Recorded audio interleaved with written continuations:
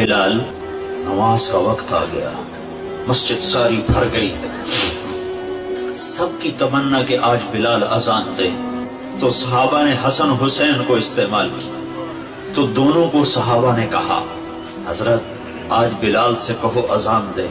یہ دونوں معصوم بچے آئے اور حضرت بلال کے سامنے کھڑے ہو گئے، کہنے لگے چچا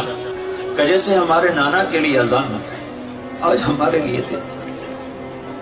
تو بلال رضی اللہ عنہ پھوٹ پھوٹ کے رونے لگے،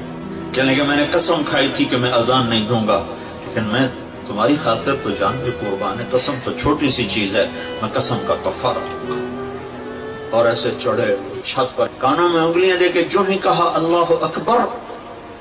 تو سارے مدینے میں کوہرام مچ گیا، یوں لگا جیسے دور نبوت لوٹ کے واپس آ گیا۔